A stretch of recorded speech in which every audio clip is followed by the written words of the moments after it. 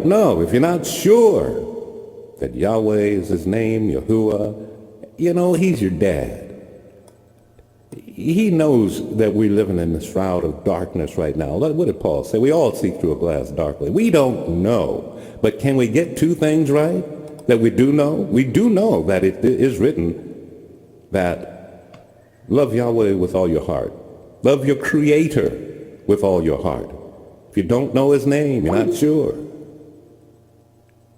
Love your fellow man as you love yourself, and you shall live. That is the SAT test to enter into heaven. That's all you got to do. Every day, make every action that you do be a reflection of your loving that person that you're interacting with as you love yourself. Would you want someone to treat you like you treat other people? Our Father who art in heaven, hallowed be thy name. Yeshua said, when you pray, pray in this way. Give us this day our daily bread, and forgive us our trespasses, like we forgive everybody else. Holy smoke, that's a contract, I tell you, that's a contract that we all signed. But how many are truly living up to the terms of that contract, or have we breached it? I've breached it. But you have to catch yourself when you breach it and say, I'm sorry, Father, I repent of that. I forgive that person. So many Christians have unforgiveness. We're filled with unforgiveness. Look at how many Christians want to kill Muslims. They want the entire Muslim world to be destroyed, men, women, and children, with depleted uranium. Look at Michelle Bachmann, evangelical Christian, Huckabee, evangelical Christian. These people talking about Jesus, how they love Jesus. They're church-going, born-again, evangelical, spirit-filled Christians talking about let's go kill some Muslims and destroy their land, pollute their land with depleted uranium. That's what they're saying when they're saying we need to go bomb another country. These were the same people that said we need to go bomb Afghanistan. So the Christians went and said, let's go bomb Afghanistan to go get Osama bin Laden. Well, after they've killed and maimed and destroyed many people that have never been a terrorist, they're just a bunch of Afghani people that never even heard of the World Trade Center, yet they suffer and die because Christians say we must bomb them because they have no forgiveness. They're filled with vengeance. We want revenge.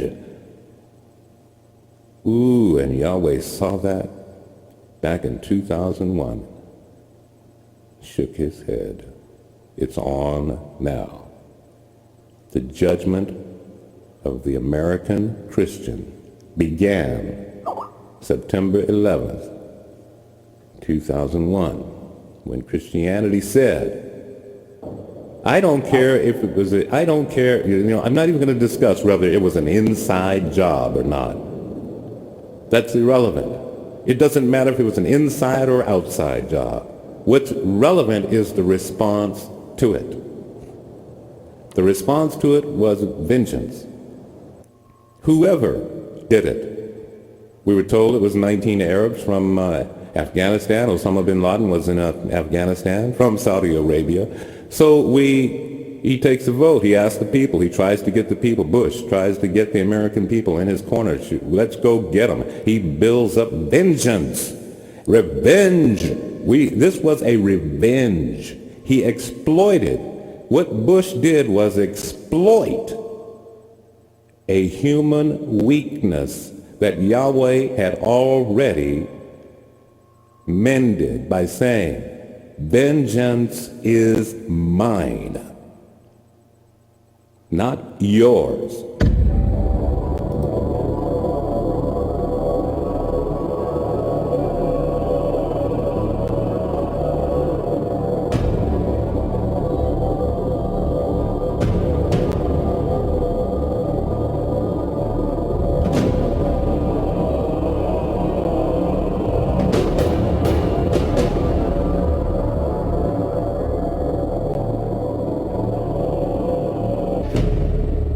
Christians did not want to hear it. They don't want to hear it today. Today, they want to go bomb Iran. And Iran has done nothing to the United States of America. If we start bombing Iran, I'm telling you right now, it's not going to work. We're not going to achieve decapitation, regime change, all that. What will happen is the Iranians will respond, and we will feel the pain instantaneously. But what it will do is this: it will unleash the nuclear genie. And so for all those Americans out there tonight who say, you know what, taking on Iran's a good thing. I just told you, if we take on Iran, we're going to use nuclear weapons. And if we use nuclear weapons, the genie ain't going back in the bottle until an American city is taken out by an Islamic weapon in retaliation. So tell me, you want to go to war with Iran? Pick your city. Pick your city. Tell me which one you want gone. Seattle, LA, Boston, New York, Miami. Pick one, because at least one's going. And that's something we should all think about before we march down this path of insanity. Meanwhile, the drumbeat against Iran continued today at the highest levels of the U.S. government for that alleged plot that sounded contrived to a lot of people, like a Hollywood movie plot. Well, Moscow's warned Washington against striking Iran. Russia is not afraid of a possible U.S. attack on Iran. We're just trying to predict the consequences of such a move. If I understand correctly what you said at Wednesday's news conference, Moscow is trying to warn the U.S. against such a move? That's correct. We've been warning against attack on Iran. We hope that they will now listen and understand all the possible consequences of an attack. The United States can't beat a bunch of Afghans with sandals on and light arms. They're not going to defeat the Chinese. The U.S. would lose a war. The U.S. would lose a war. They can't win in Afghanistan or Iraq. We must also understand that this action against Iran is also indirectly targeting two main countries, China and Russia, which have extensive military cooperation agreements with Iran. And consequently, this has to be understood as part of a global war. If there is an attack on Iran, I think we must understand that we are potentially in a World War III scenario.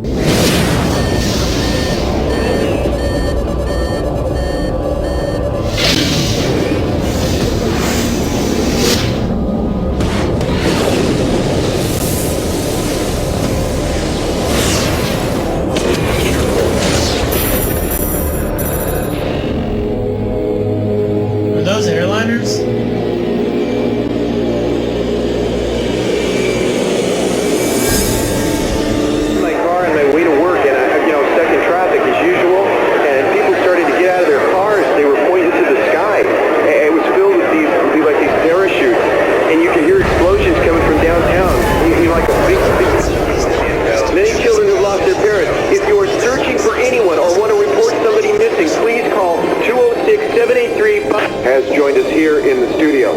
Sir, why didn't we see this attack coming?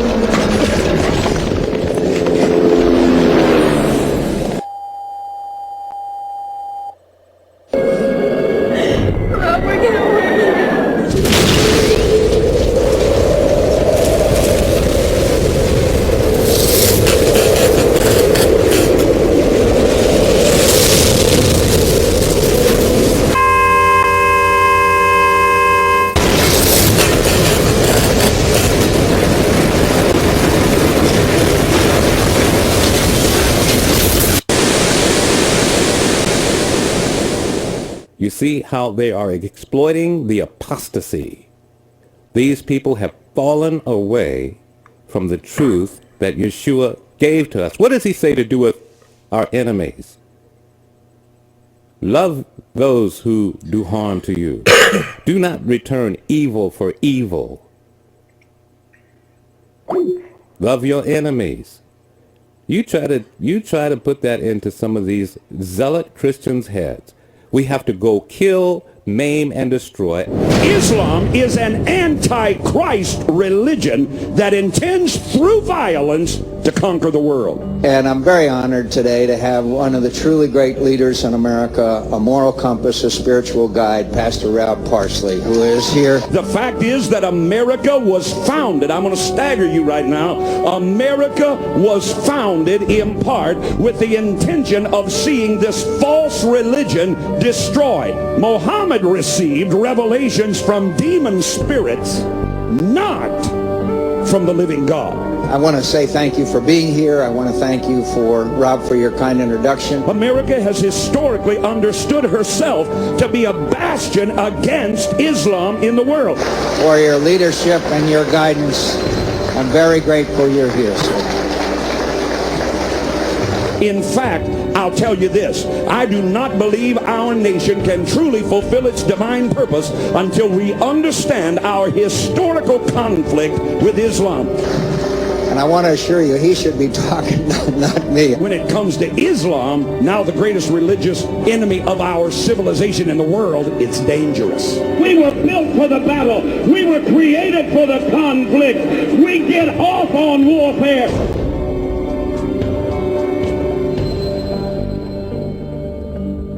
And so for all those Americans out there tonight who say, you know what, taking on Iran's a good thing. I just told you if we take on Iran, we're going to use nuclear weapons. And if we use nuclear weapons, the genie ain't going back in the bottle until an American city is taken out by an Islamic weapon in retaliation. So tell me, you want to go to war with Iran. Pick your city. Pick your city. Tell me which one you want gone. Seattle, L.A., Boston, New York, Miami. Pick one, because at least one's going. And that's something we should all think about before we march down this path of insanity.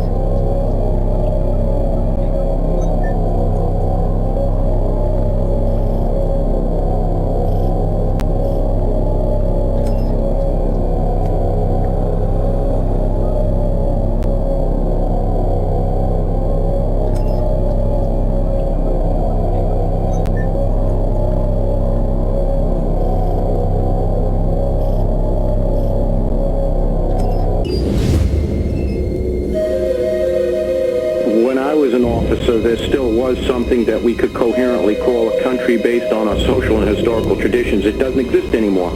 I believe, and I'm going to say this, that the United States is in a process of rapid collapse as a democratic institution, and that a large part of its people, or most of its people, are suffering from some form of self-denial to the point that it's insanity. I think a lot of Americans have literally gone insane.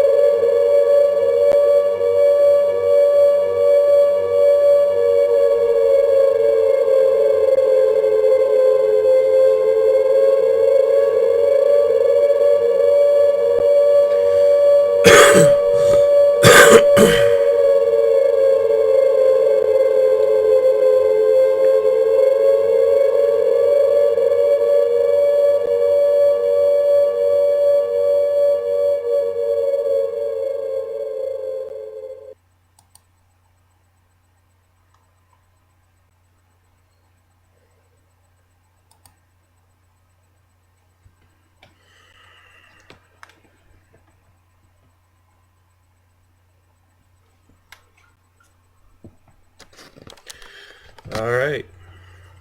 Well,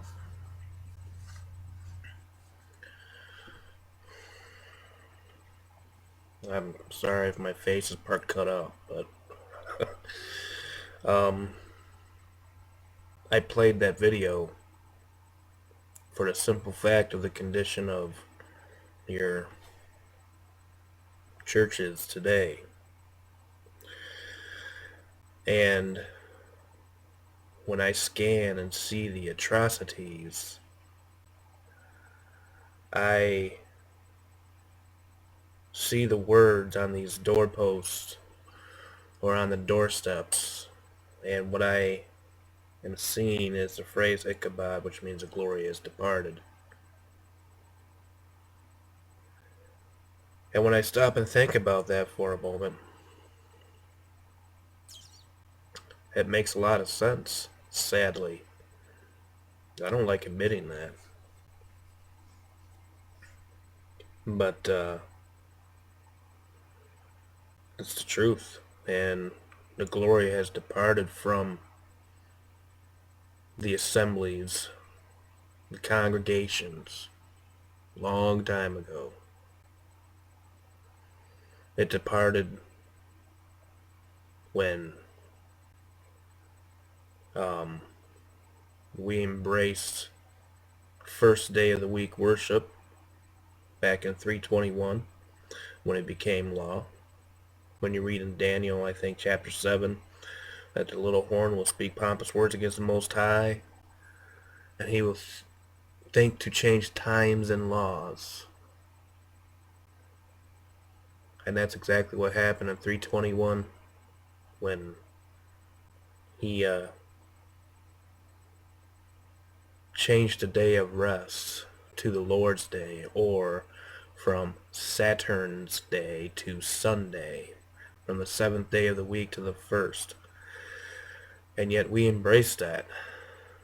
The daughters of the mother embrace it. And I know there's people coming out of these systems. I know that there's people coming out of these churches. But, and I'm not attacking any individuals, I'm attacking the doctrines, because I can't attack individuals. Our fight is not against flesh and blood anyway. But what I can do is attack the doctrines and expose the doctrines, and that's not attacking anybody.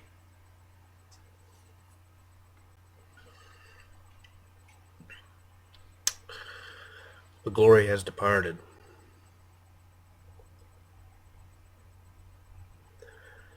We spit in the face of the commandments when we say we keep the commandments, yet we leave the 4th one out. Oh, that one don't count. Well,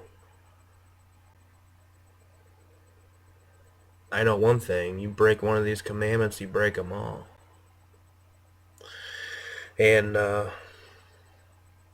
what's another one? Oh,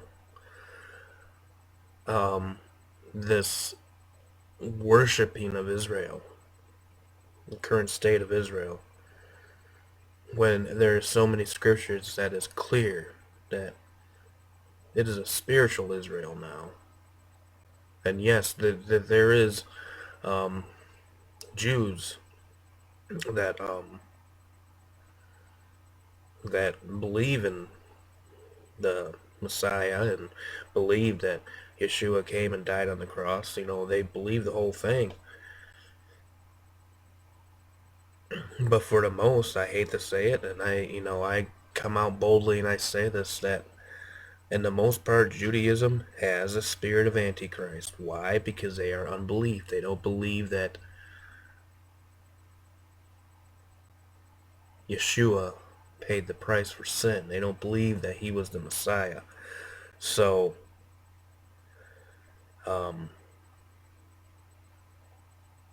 an Antichrist does not just mean one single person.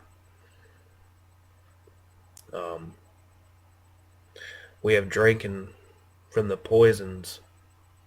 We're sucking from the poisons of these doctrines, and I see it every single day. You know, I see the support of war and this whole support of Jerusalem. When people can't understand the aspect of thy kingdom come, when people can't understand the aspect of the current city of Jerusalem is spiritually what is called Sodom and Egypt, and yet Tel Aviv is the gay capital of the world according to Israel. Oh, but you know, they can't do no wrong because they're God's chosen people. Do they get a special pass? Do they get a special treatment? I don't think so. I don't think so.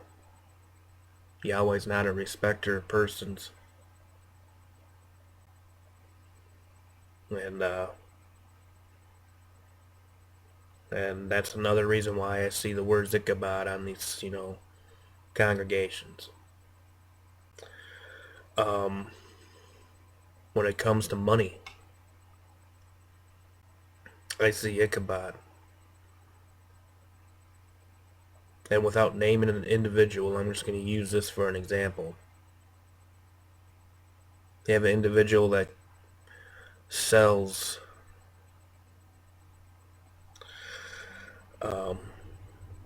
makes merchandise of the word by claiming to be its own,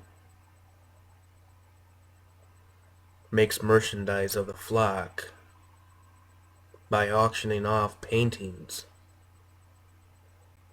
to what? Line the individual's pockets? Whatever happened to the blueprint in the book of Acts by all things common? What are you doing to give back if somebody is in need?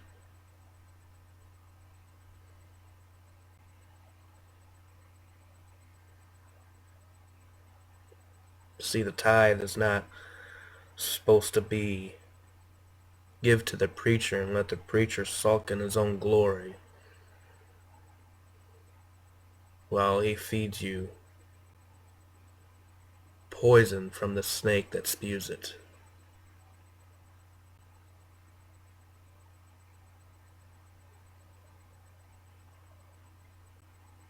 And yet people follow this. They follow these doctrines.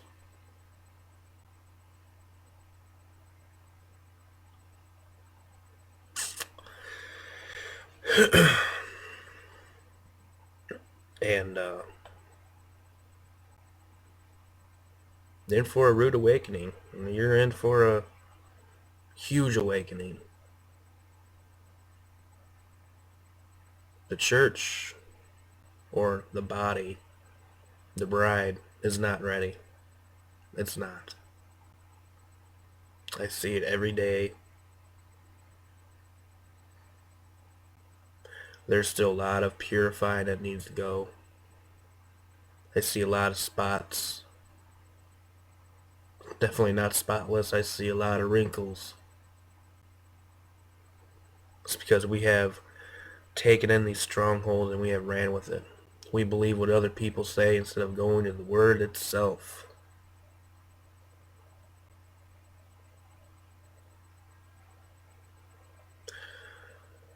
And so therefore, judgment begins in the household of Yahweh.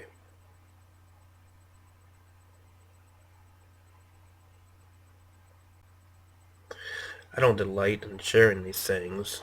I really don't. But it's a sad reality, and we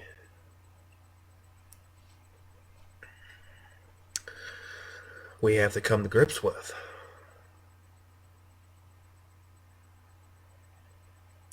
Yeah, war is coming.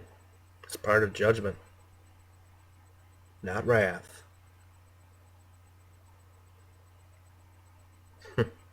You know, It's funny how people, believers, seem to not realize that God used Satan to test Job. Have you considered my servant Job? Much in the same way, we can learn a lot from that. And when we think of the tribulation, the book of Job comes in mind because that was his individual tribulation. The things he suffered, the things he went through, the distress.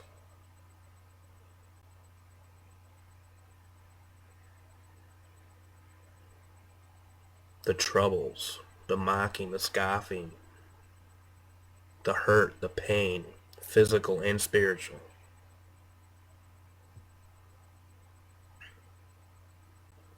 And he overcame. By what? Well, it says that we overcome by the blood of the Lamb and the word of his testimony, or witness. We bear witness to what he is, Yeshua is.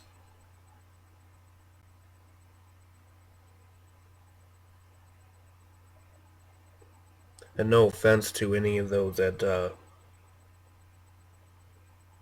believe in the different timings of the catching away or whatever, but I come from a different viewpoint, and you can either buy it or leave it. That's up to you. But the truth of the matter is that Yahweh is not.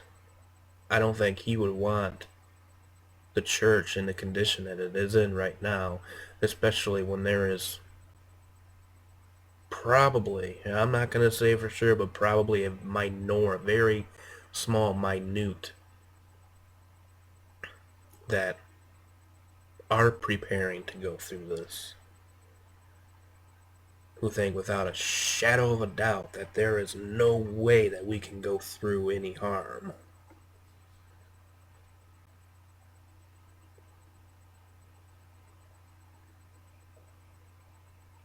Pray for the best, prepare for the worst is what I say to those. But again, Ichabod, the glory has departed from the congregations and the assemblies and the buildings. You ain't gonna find it there. I mean, you got the Seventh-day Adventist Church saying now how certain preachers and stuff, and it's documented. You can look it up. As a matter of fact, I re-uploaded a video on it. I think, I'm not sure, that they now have come to terms that Allah is God, is the God.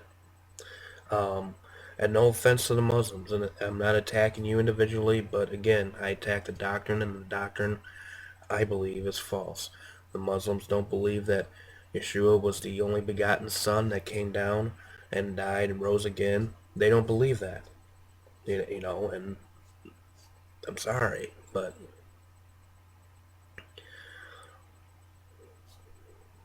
that doesn't mean that we go and butcher these people because of a so-called attack on us.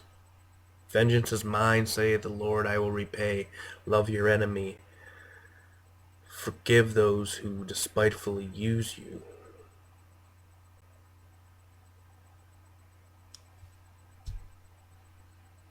And we repay evil for evil when we should be overcoming evil with good. And that's a big reason. That's a big reason why I see Ichabod.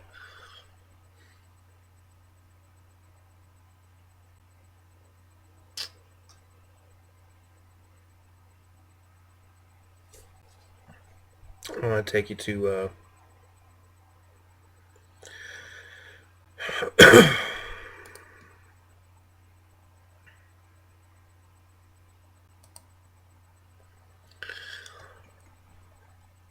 Okay.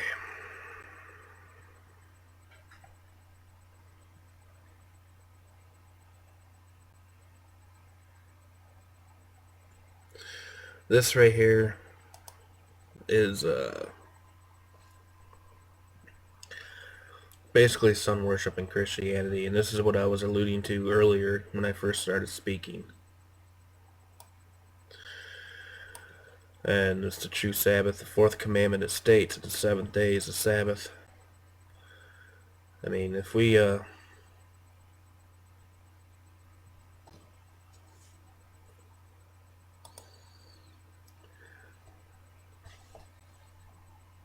if we look at that's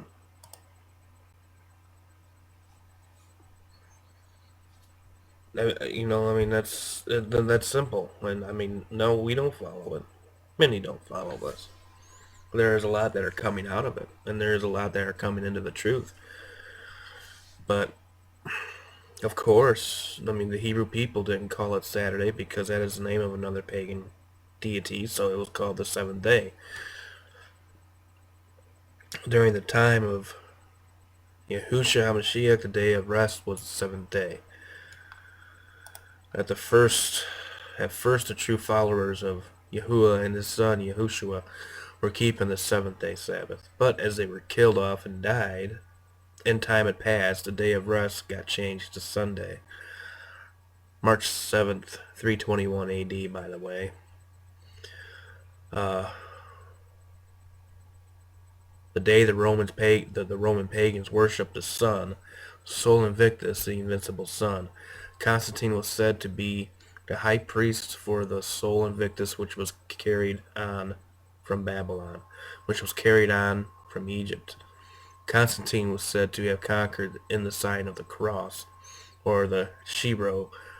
And you can see this picture right here on the right, which shows the Catholic Church is the continuation of Constantine.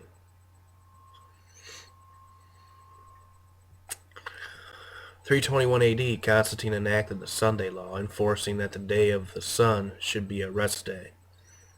Remember, in Daniel 7, the little horn rises up and he would think to change times and laws,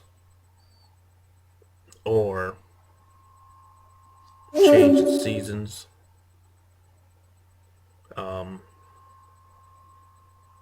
and whatnot.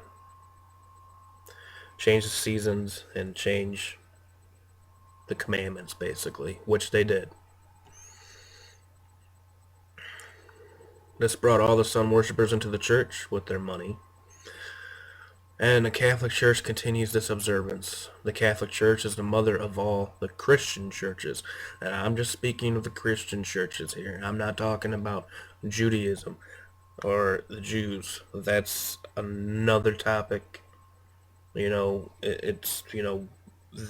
is two, when it comes down to it, there is two, I believe, birthrights, if you will, or groups. That we got Ephraim and Manasseh, okay, and these have evolved into these two separate groups, okay. There is a split, there is a divide.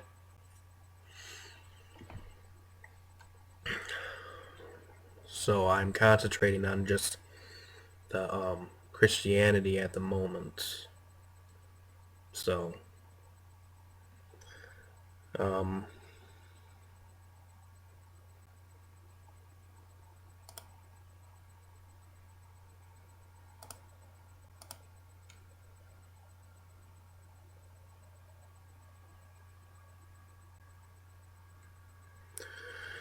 anyway, one of the requirements in sun worship is a need for three gods, father, mother, and child. The child became the reincarnation of the father Nimrod. Tammuz and Semiramis was one of the oldest trinity, the three-in-one sun god.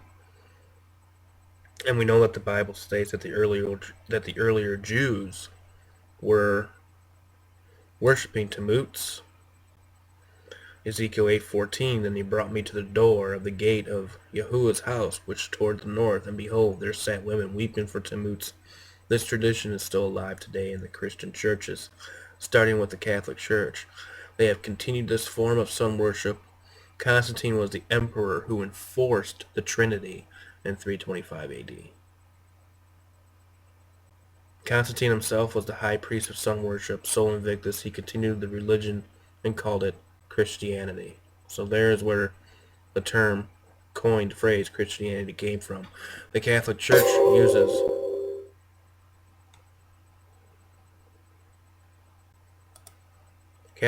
uses these signs, symbols, and rituals that come from sun worship. For example, IHS, which most people believe stands for the monogram of Yeshua, or the Greek Jesus, really stands for Isis, Horus, and Set. So this is what we have, and it continues today.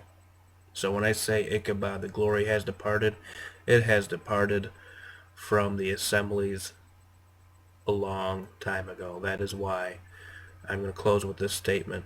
You only need two. Where there are two or more gathered in my name that dig their face into the word, there I will be also. Blessings to you all. I love you, and I apologize if this offended anyone. Blessings. See you next time. Bye-bye.